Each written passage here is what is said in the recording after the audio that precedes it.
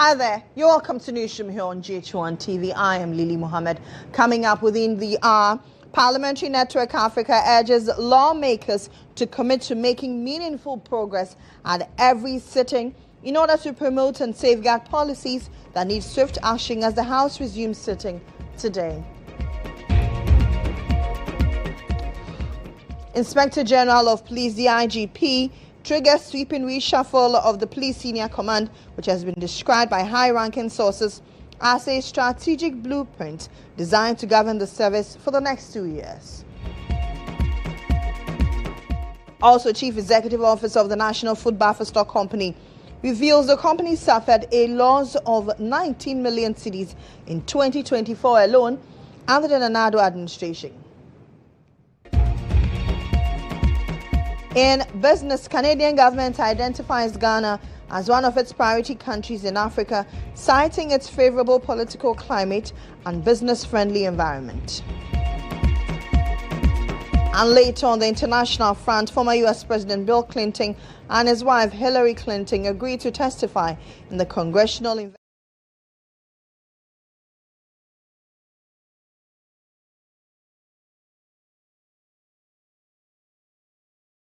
of these and many others in this bulletin. Stay with me.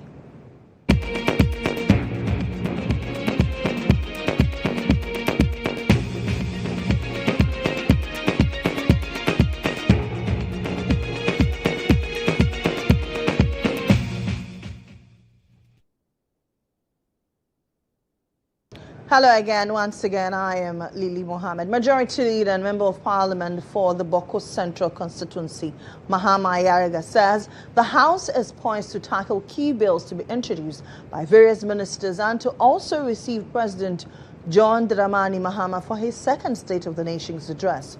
Mohammed Yariga, who addressed the media a while ago, said the House is also expected to discuss critical issues from the Public Accounts Committee's work.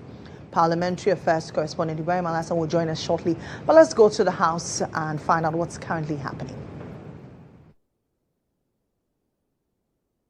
Busy working on it.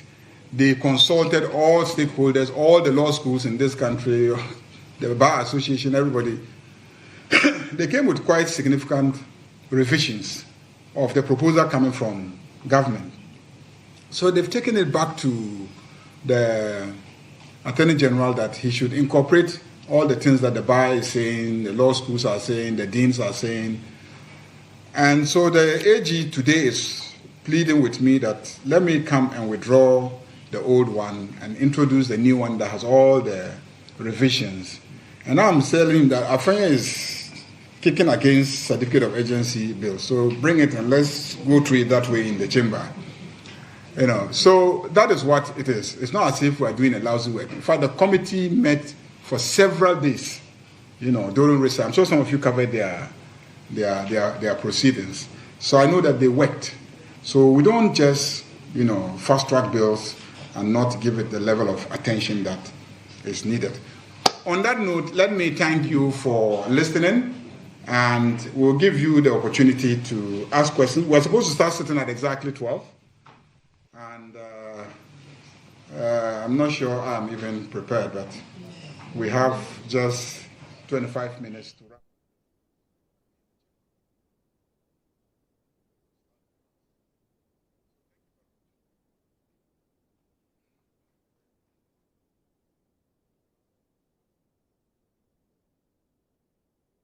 Well, I told you that our Parliamentary Affairs correspondent will join us. Well, he has, Ibrahim Alassan.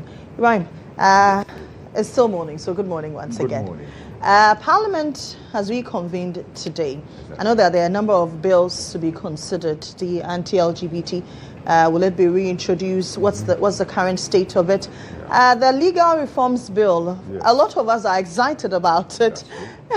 The education reform bill also.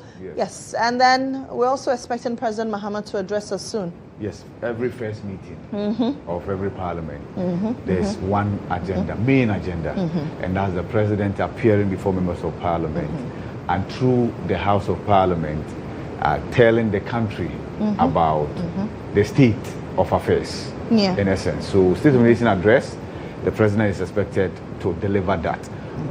The definite timelines have not been given. But what we know is that this first meeting will see President Mahama once again show up in Parliament as he did last year and delivered his State of the Nation address.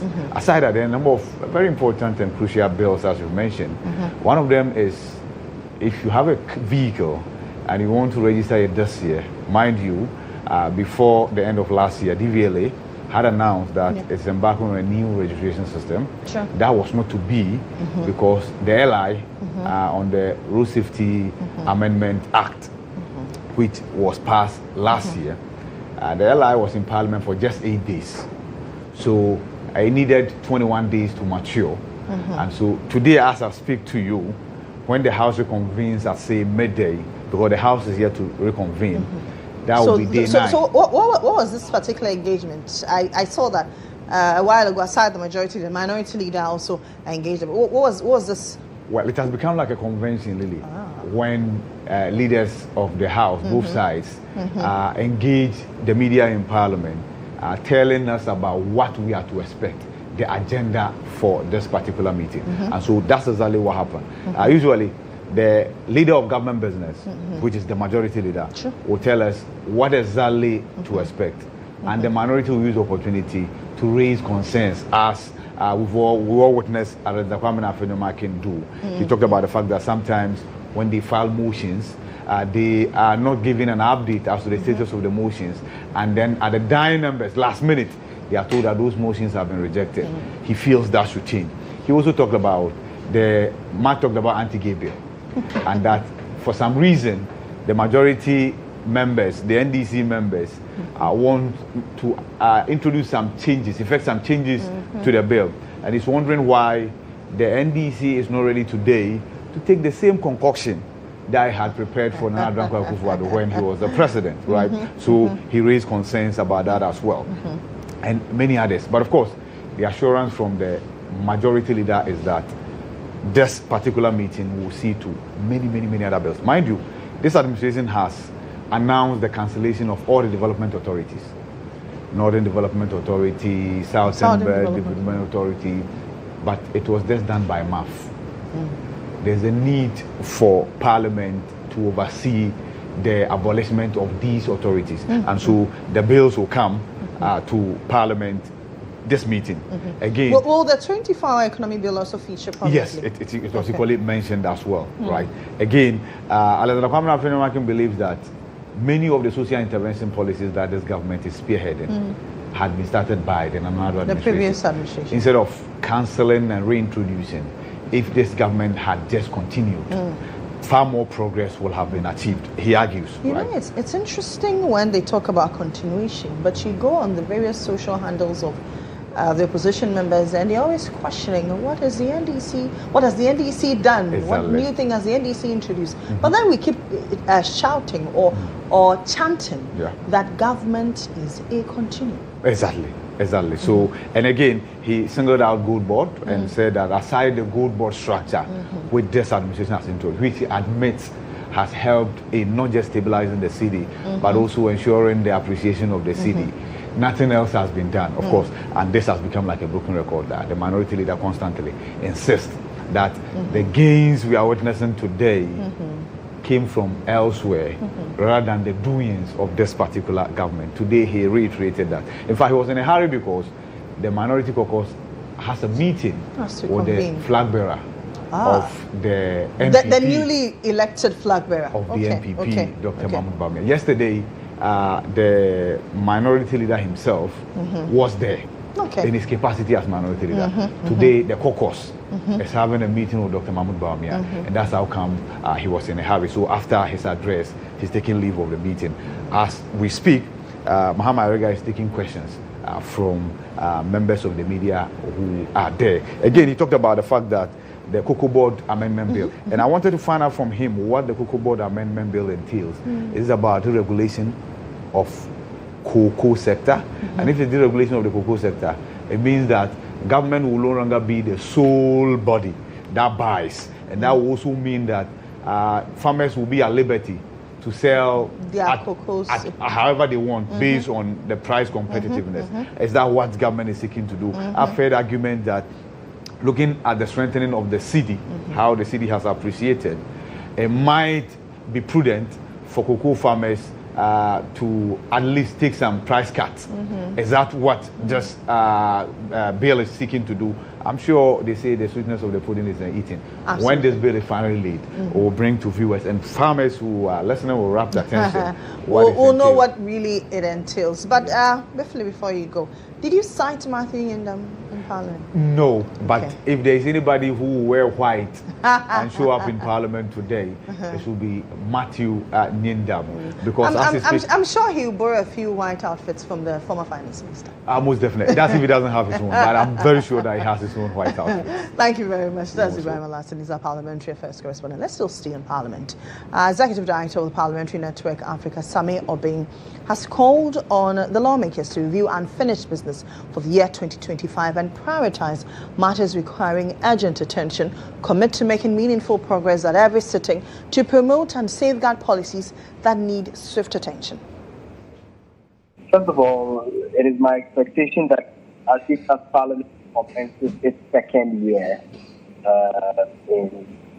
in this ninth Parliament, they will be able to look at the business that went unfinished in 2025, prioritize those ones that require urgent attention, put in a lot more time, be able to ensure that many of the load that is on Parliament are dealt with early days, of the meeting of Parliament, so that we avoid the Parliament then starts to commit long, including late night, when the House is now about adjourning, simply because not much was done during the beginning of the session. So we expect that they will hit the ground running right from day one. That is extremely important. We expect that they would look at the load of work that they have before them, ensuring that they deal with as many of them as possible, prioritizing so that those ones that are of immense citizens' interest will be dealt with. Executive Director of Global Info Analytics, Musa Dankwa, has weighed in on the ongoing debate between prophecies and data analysis, urging political leaders to rely on data rather than prophecies during election campaigns. Speaking on State of Affairs last night, Musa Dankwa noted that some election-related prophecies have the potential to sway delegates, hence politicians should rather place greater reliance on data-driven analysis. I think sometimes the prophecies, some of them are intended to kind of direct delegates to think that the man of God says this, so we should all go there.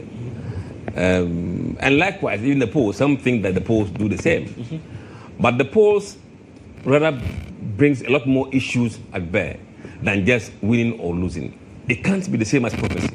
Prophecy doesn't give you any other variable to help you to make decisions. It's just divine divine proclamation. Go there, no reason. So if that is the intention, then probably we should be very careful in the way we intervene in election by these prophecies. When you're running a campaign, believe in the data. It could be bitter to read the polling numbers, but that is the truth. Remember, you are talking to people. It is the voice of people you are hearing. And they've always said that the voice of the people is the voice of God. So if you want to know the voice of the people, it's opinion poll that does that. So you should rather believe in the data than believe in some thing that will happen.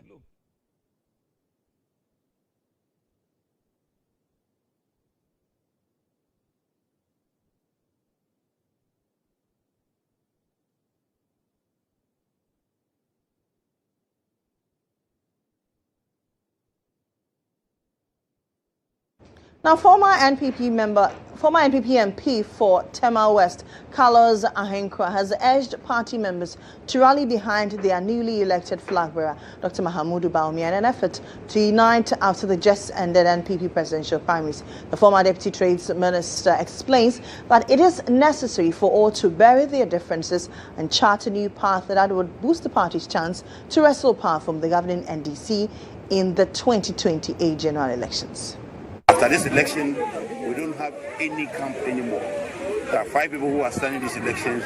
I am sure that in this constituency there are people who support all these 5. When we are done, it is MPP. We don't have this, we don't have that, we don't have him, we don't have her. It is one person whom we are going to pivot as the MPP or embodiment of MPP, and that's the person we are going to follow. I am particularly going to champion that unity fight in this constituency and beyond, and ensure that whatever people have in their hearts, whatever, let me say, divisiveness that has come to exist in our body politic, we'll find a way to get it out. And I'm going to help in championing that unity cause that MPP deserves, or Teba West especially has to be. So please, for Christ's sake, if you're listening to me at this moment, just note that after these elections, we don't have any more coming. We come back to Astema West, we come back to one group MPP, and we come back as people who are determined. All right, let's find out your thoughts and comments on the various commentaries surrounding now that the NPP is done with its presidential primaries, who becomes a running mate, who leads the NDC as well. And Amakwa is joining us with those comments. And what are people saying? Well, Musa Dankwa has also said that the NDC will do better than Bawumia for the 2028 elections.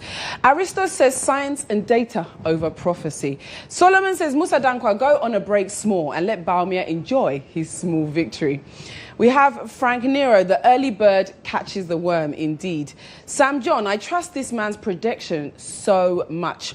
Ahmed says you're also gradually transitioning into prophecies. How can you tell what will happen in 3 years' time? He's asking, where is his data?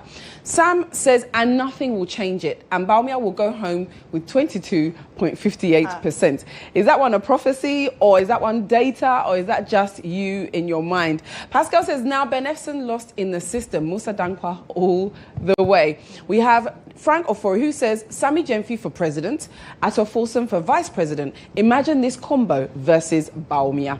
We also have Faith. Of course, MPP will have to wait a little longer, probably 30 to 50 plus years. I see. Yao says, as if tomorrow belongs to Musa Dankwa, only God can decide. Political Game says, common sense, he should tell us who will lead the NDC party into 2028 elections. Musa Dankwa should know that without foundation, you cannot build the house.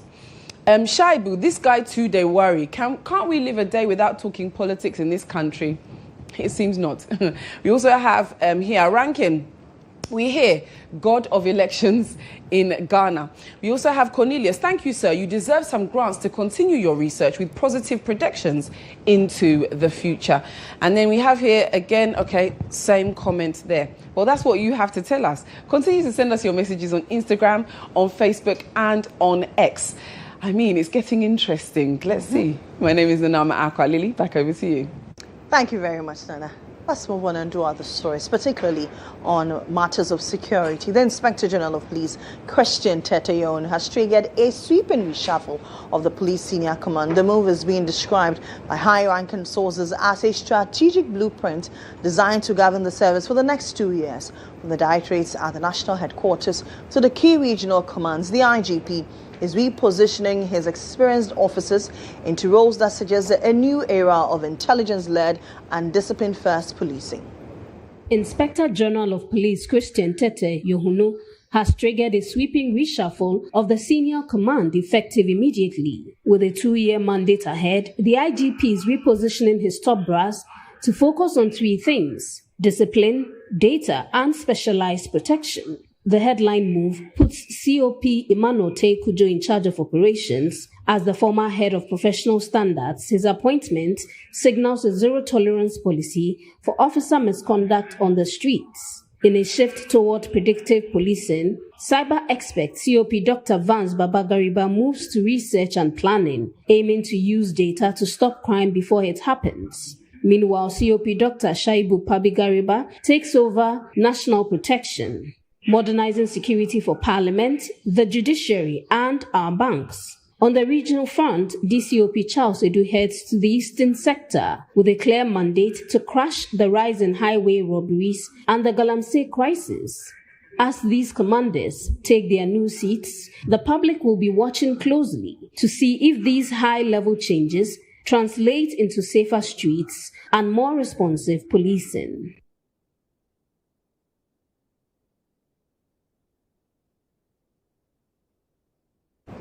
Let's engage a security analyst, Samuel Nanapia. Mr. Apia, thank you for joining us. Good morning to you. Kindly unmute for me.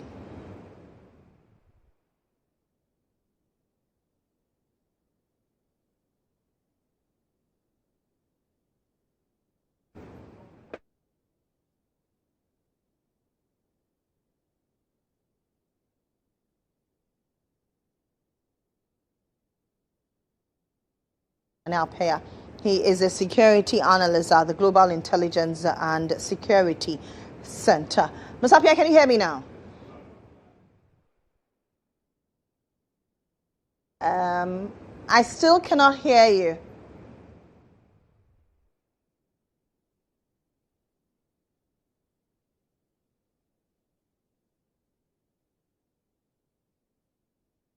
Okay.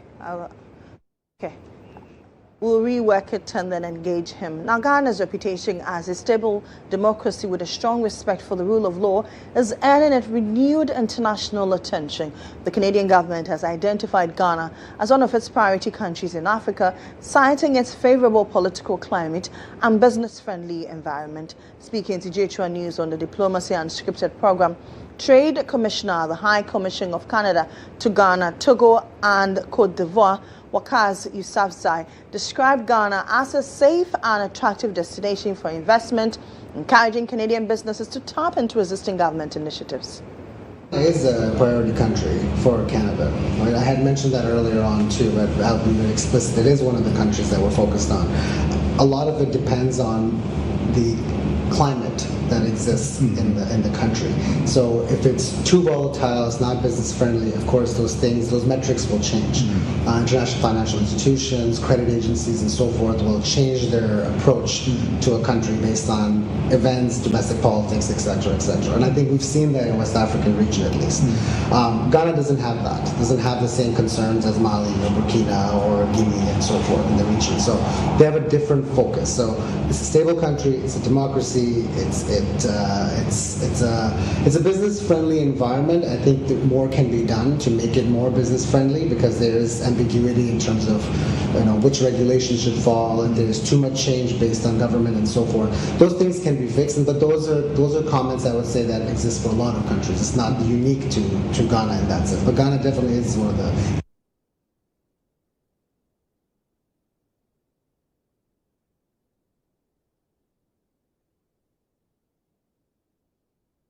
Now, the Trade Commissioner also raised concerns about illegal mining, stressing the need for government to intensify efforts to curb the practice in order to safeguard the country's environmental sustainability. Or illicit mining, as you alluded to, it's a big part and parcel of a stressor for, I would say, any company that's trying to work in the extractive sector.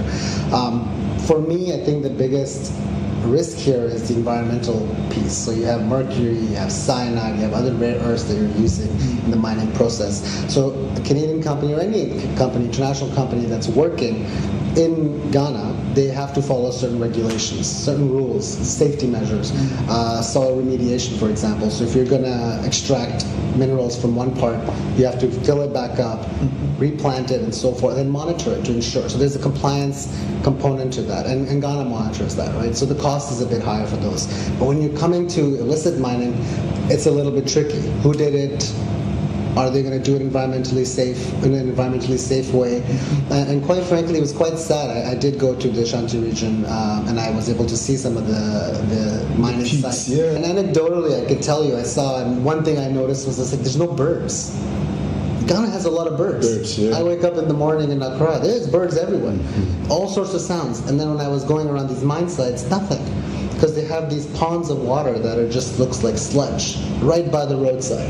And a bird can't sit there because it's contaminated. Yeah. So it's very sad to see that from an environmental perspective, right? So I think that kind of galamsey leads to some of those things, and it really impacts livelihood in the medium to long term, right? So if you can't have fish, or you can't have birds, or you can't have any of the environmental pieces in the long run, it's quite a loss for the country. All right, let's go back to our earlier story where the Inspector General of Police, Christian Tete GHOne, has triggered a sweeping reshuffle of the police senior command. Let's engage Samuel Nanapia. He is a security analyst with the Global Intelligence and Security Center. Ms. Apia, hopefully you can hear me and I can hear you too. Good morning to you. Good morning, Lillian. I think this time I can hear you. Can you? Hello, Ms. Apia. Yeah, can you hear me? Great. I can hear you now very loud and clear. We've seen many reshuffles as a country. Now, the question on the minds of many Ghanaians is whether this one will culminate to effective policing or, as usual, is business where the police hierarchy is changed to suit the IGP's vision. Well, good morning to your viewers. I think, as far as I know, the police administration time and time due review of their operations and management system to seek to implement certain policies that has become necessary. And so as and when the police management board review their modus of operation and it becomes necessary that specific expertise are needed in certain sectors or certain departments, the IGP and the POMAP will look at it and make that necessary changes to ensure that the specific officers are positioned in certain areas to ensure smooth, running of the administration. So it's quite usual, and each of them have professional experience. And so whenever they put you as Director General, whether welfare, operations, technology, whatsoever, you are expected that based on the experience you've had, you are able to deliver to make sure you help to achieve the vision of the Ghana Police Service. So I think that all of them understand that this forms part of the review of police management and operational models and also policy directions as far as crime fighting and other related issues are concerned. So for me, I think it is within the purview of the police management board and the IGP to make the necessary changes as and when it requires. Many also say some of these reshuffles are just to empower those I love. I really do not want to go into that line because all these senior police officers from the rank of assistant commissioner, deputy commissioner, and then commissioner of police. Most of them, especially the commissioners and the deputy commissioners, they play key roles in shaping the vision of the administration. Not necessarily the IGP, I love this, I like this, and so I want to put this in charge of this department. No, all of them, since the inception of the IGP, I've seen that they were director of welfare who was commissioner, now having been removed to director in charge of technology. Ideally, you man a directorate for maybe 1 year or 1.5 years. You are expected to move to other area for another officer to also come and also execute some sort of task. So you cannot be permanently stationed in one directorate forever as far as the administration is concerned. What are some of the critical things you'd want to see, at least in the first 2 months? Well, I think as far as the models of operations are concerned, I would want to see more of what recently has been happening. The intelligence-led operations where weapons have been retrieved, criminal gangs have been ramped up and disbanded and all of that. So I think the IGP has a strong focus in that regard. And I want to see that the new Director General Operations will collaborate effectively with the Director General CID and also the Director General, Police Intelligence and Department and all of that. So I believe they have what it takes. And so we want to see the sustainability of that particular model of intelligence-led operations where criminals have been rounded up and then they are able to disband them. And also on the highways, where we see a retrieval of weapons and ammunition hidden in some vehicles and all of that. These are all because the IGP has triggered some sort of operation purely on an intelligence base. And I believe that is how we are seeing what we're seeing. And it's very effective. And so I believe they will sustain that vision and probably even make it more effective to ensure that the society and the people feel more comfortable as far as crime fighting is concerned. Okay, thank you very much. Samuel Nanapia is a security analyst with the Global Intelligence and Security Center. Moving on, for close to 5 years, the Ofankor post office has stood abandoned and left to rot under the mercy of the weather. Built with taxpayers' money to serve the community, the facility is now a pale shadow of itself, with residents now cut off from basic postal services and forced to seek alternatives far from the area. In this report, my colleague Obed Kengaglu tells the story of the sinking Ofankor post office and the growing frustration of residents in that area. Taxpayers' money, but abandoned and slowly sinking into neglect. Broken signages and sagging roofs of the Ofankor post office is a sad story for many residents who say the closure has come at a great cost. This is the Ofankor post office, not just a random abandoned structure, but an example of the many public facilities, specifically post offices, left to rot under the mercy of the weather, taken over by reptiles. A situation which poses serious questions about the use of the taxpayers' money. We need the help of the government. We've spoken to the Assembly and the DCE and the MCE. They've been watching, taking critical look at it, and it is getting rotten. You can look at it. Just even take a critical look at it. Is it nice? No, people do come here and it's like we have been ISS board. Is it fair?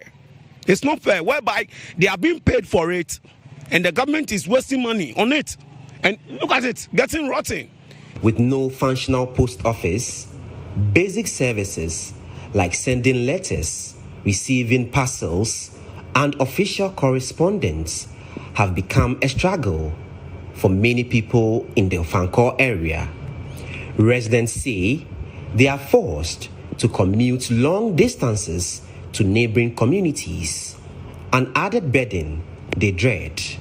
I live here in Ofankor, but if I have to post something or receive something, I have to go all the way to Accra, and it's all time wasted due to the traffic and all of that. I won't lie to you. The structure of the abandoned post office also raises concern of safety.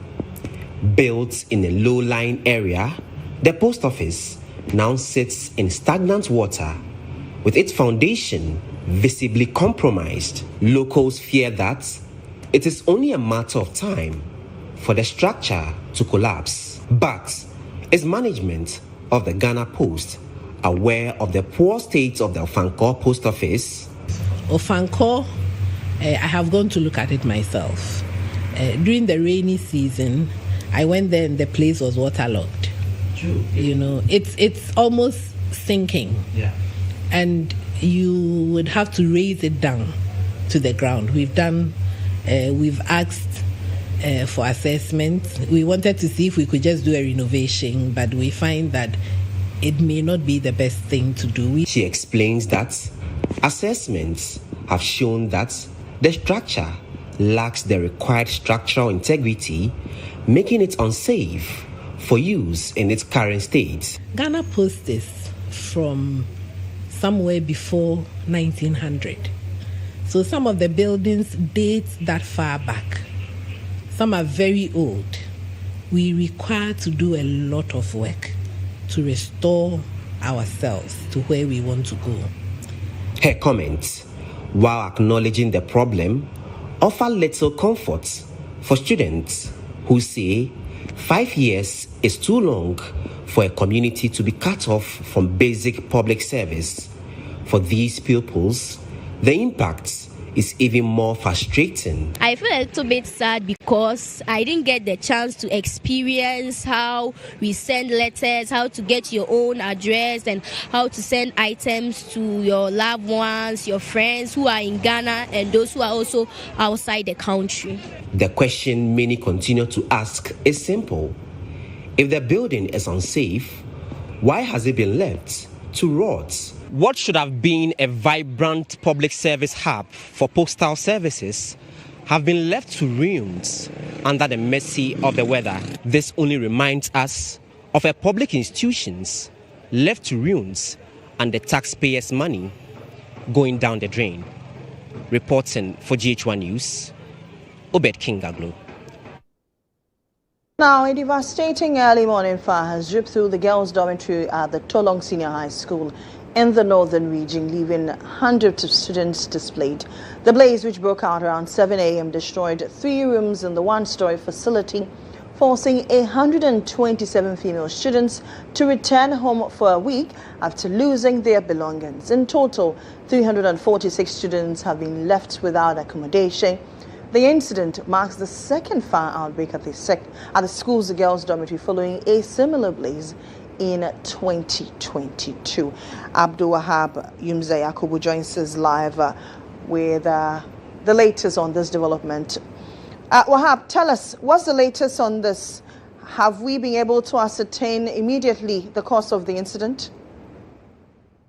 Right, so the Ghana Fire Service are still conducting their investigation into the fire incident, and they are saying that within this week they are able to tell us the cause of the fire in that particular senior high school. And quite a lot from that, this one occurred at around 7 a.m.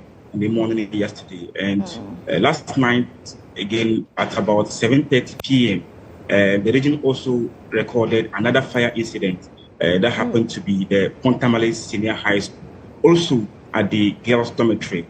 So the fire service were also able to move to that particular school and was able to bring down the fire. And that particular one is also on investigation to ascertain the cause of that particular fire incident. And so far, according to the Ghana Fire Service, the region has recorded about 72 fire incidents for January alone this year. Okay. Does that mean that studying or class activities have been put on hold? Because I know that obviously they are not the only students there. They are day students. What happens to these students that have been sent home? Is there an alternative to provide a hybrid version? So out of about 346 students in the school, 127 students have been asked to go home. The rest, those who are left who are supposed to be in the school are the candidates who are preparing to write their WASI exams. Right. So for the rest of the students, they are being asked to go home and then work on their emotional trauma, so that at least authorities will also work on the school infrastructure, so that within the 1 week they would know what they would do to bring them back to the school. The last time this incident happened, immediately, what was the cause of the fire? The last time it happened in 2022, and it was, the cause of it was electricity. It happened in one of the dormitories in the school when the students went for preps. So it happened, and they quickly called the fire service. Wahab, kindly help me understand. If you say electricity, what do you mean? At the time, was there fluctuation of power? What was the real situation? Help us. Exactly. There was power fluctuation at that particular time. So, and fortunately, the students were at preps. They went for studies, and nobody was in the dormitory, so there was no casualty recorded. So that was the cause of that particular fire incident in 2022. But this one, the fire service are still investigating this particular one to ascertain the cause of this one. Do we know if, as of yesterday, there were power fluctuations in that area, in that enclave? No. There was no any power fluctuation. Okay. There was none. Okay, Wahab, thank you very much. That's Abdul Wahab Yumza Yakubu bringing us up to speed with the unfortunate fire incident at the Tolong Girls Senior High School's dormitory. Let's focus on health. The Minister for Health, Kwabena Minta-Kando, has ordered an immediate audit of all health facilities in the OT region to ensure effective and efficient healthcare delivery. The diety follows reports of shortages of essential medical items and limited access to critical equipment in some health facilities across the region. The audit forms part of broader efforts by the ministry to identify gaps and strengthen the healthcare system. Speaking after a two-day tour of the region, Kwabena Minta-Kando assured stakeholders on incentives for health workers, especially for newly posted medical doctors, as well as strategies to improve health outcomes. My technical advisor is going to lead a team of all stakeholders, and I will be guided how to solve all these problems, all the health indicators. So I've asked that a complete audit of all the health facilities in OT must be done immediately. So chiefs, ministers, everybody must have a small committee. What is it that central government can do? What is it that locally we can do? We must turn that story around next year. This cannot be said about OT. And so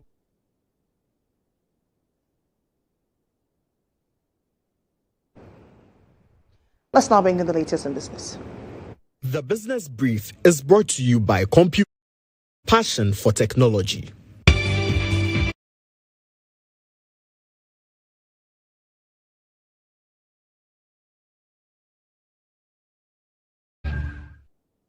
The Chief Executive Officer of the National Food Buffer Stock Company, George Abredo II, has disclosed that the company recorded a loss of 19 million cedis in 2024 under the Akufo-Addo administration. Speaking on State of Affairs last night with Joshua Kojo-Mensah, Mr. Abredo II attributed the loss to poor management, lack of accountability, weak governance structures, and the absence of an internal audit system. He has assured practical measures are being taken to ensure the company is best positioned to serve the national interest. 2024, for instance, was a loss. 2024, by 31st December 2024, buffer stock under the previous administration had made a loss of 19 million Ghana cedis. So many factors. And I think poor management, lack of accountability, and even the pillars that normally good corporate governance rests on were not there. You do understand? No internal audit. There was no internal audit department. Procurement department have virtually collapsed. Well, all these things were not there. So my first priority upon taking over is to make sure all these things are there. They are not a nuisance. They are pillars that would rather help you manage the place. You mean the corporate governance structures? The structures, absolutely. They were all not there. So I had to make sure I revive all these units or departments, fill the places with qualified, competent heads to ensure or to help me achieve what we've been able to achieve so far. The National Coordinator of the National Broiler Project under the Nkukon Kitinkiti Initiative, Kelvin Okran, says government is targeting the processing of 18 million birds this year, with 3 companies already processing over 100,000 birds since December 2025. Speaking on GH Today, Mr. Okran explained that the project has secured agreements with outgrower farmers to ensure a consistent supply of birds, alongside the development of cold storage facilities to support efficient distribution nationwide. The president said, we don't want, our people to continue to consume in Gokofun and all that. So, we've put in place quite a number of strategies. Okay. The production bit, the processing bit, and then as well as the market aspect. The market aspect, we have 2 legs. We have one which we're looking forward to set up cold chains. Per almost every constituency. We're piloting what people call the cold stores. Right. And the people notion, will be looking at 276. Yeah, the notion would be government is going to, no, it is a public-private partnership arrangement. Okay. So now we've been tasked to ensure that we produce the 160 million birds, within the time frame. How we do it, we're still pushing and working to ensure that not just deliver that, but the sustainability aspect of it, which is very critical to us. His Excellency has tasked us that this project must stand the test of time. To be able to achieve that in the next 3 to 4 years. Okay. So by 2028? 2028, we should be able, 2028, 2029, we should be able to achieve that. This year, we're looking forward to do 18 million. Okay. With the 18 million, it's not just the Nkukon Kitenkete office. Okay. We're going to have, collect all the small farmers, put them all together in a pool. For us to be able and have a database for us to be able to produce that 18 million. That's it for the business brief. Up next is the latest in sports with Mrs. Monica Bukari. The business brief was brought to you by CompuGhana, passion for technology.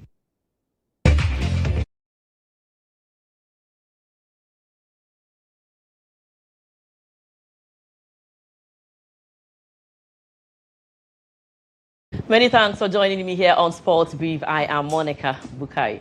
Antoine Semenyo has expressed a strong desire to showcase Ghana's culture and traditions at the 2026 FIFA World Cup. Speaking to an international media, he emphasized that the team intends to use the global stage to highlight the Ghanaian heritage.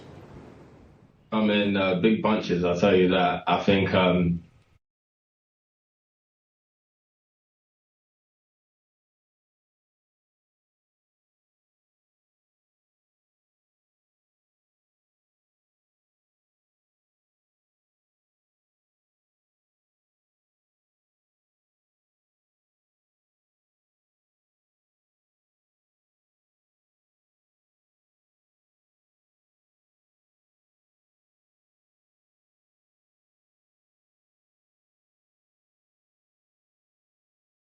Now, Wolfsburg have bolstered their defensive options with the signing of Ghana international centre-back Jonas Ajete from Swiss side FC Basel, completing another key piece of business as the Bundesliga club reshapes the backline.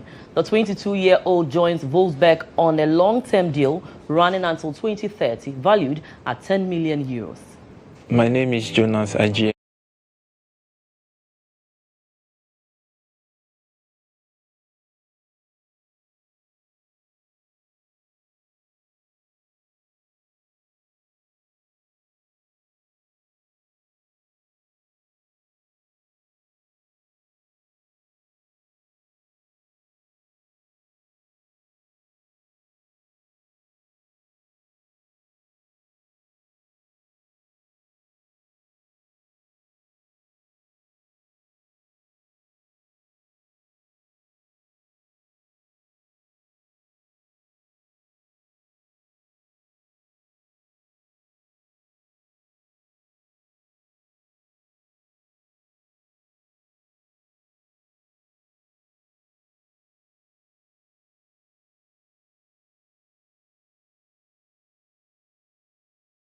The Ghana futsal team on Tuesday, or which is today, take on Gambia or Zambia in the first leg of the Africa Futsal Cup of Nations qualifier in Cape Coast.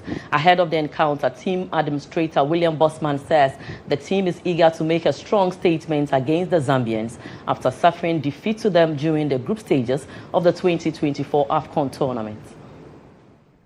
The defeat that we suffered to the Zambians 2 years ago in Morocco.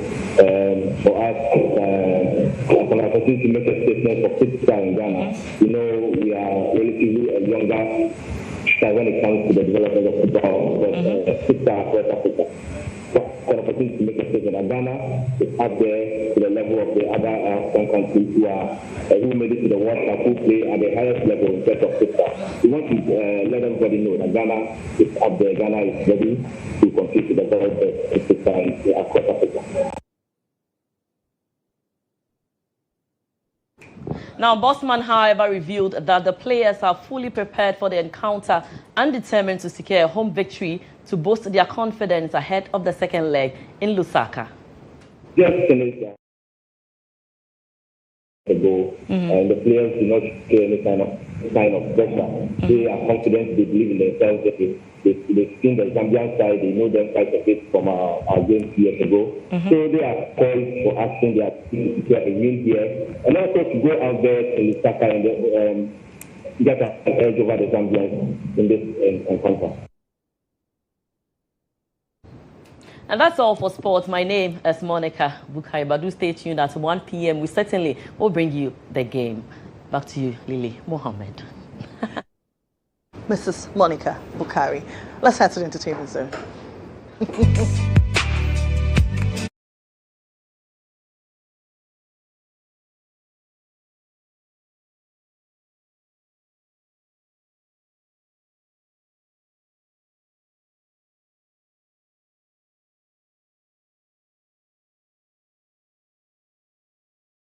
In zone this afternoon, Hollywood actor Gerardo Teresina, best known for his role in Mel Gibson's 2006 epic Apocalypto, has died at the age of 55. The cause of death has not yet been made public. Teresina rose to international prominence for his chilling portrayal of Middle Eye, the sadistic antagonist in Apocalypto. The film, produced and directed by Gibson, was set in the early 1500s and followed the journey of Jaguar Paul, played by Rudy Youngblood. Apocalypto earned nominations at the Academy Awards, BAFTA Awards, Golden Globes, though it did not secure a win. Over the years, Teresina built a respected career across film and television.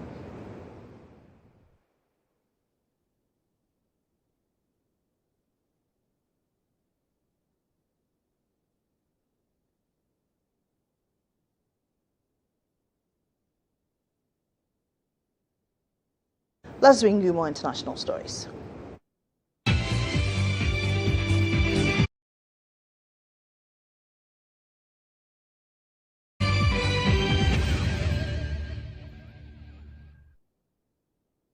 Former U.S. President Bill Clinton and his wife Hillary Clinton, the former Secretary of State, have agreed to testify in the congressional investigation into late sex offender Jeffrey Epstein. It comes days before a vote on whether to hold the couple in criminal contempt for refusing to appear before the House Oversight Committee after a months-long standoff. Bill Clinton was acquainted with Epstein, who died in prison in 2019, but has denied knowledge of his sex offending and says he cut off contact 2 decades ago. It's unclear when the depositions will take place, but it will be the first time a former U.S. president has testified to a congressional panel since Gerald Ford did so in 1983. The Clintons had long resisted a demand to appear before the committee, saying they had already given sworn statements representing the limited information they had on Epstein.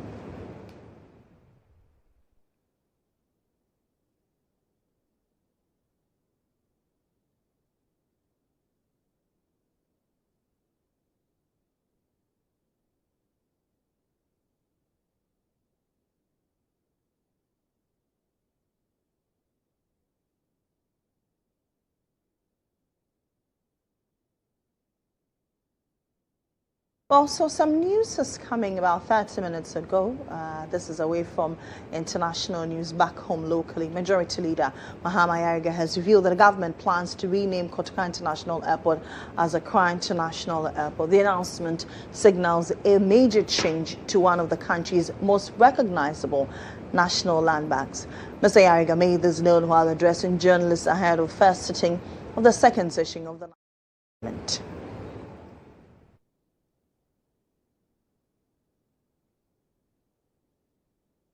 Well, the ranking member of the Roads and Transport Committee in Parliament has questioned the economic impact of this particular exercise. We'll bring you more in subsequent bell. That's it for the bulletin. I am Lily Mohammed on behalf of the entire team led by Nadima Umar Uthman. Say thank you for watching. For more news updates, kindly log on to stipend.com.gh. Good afternoon.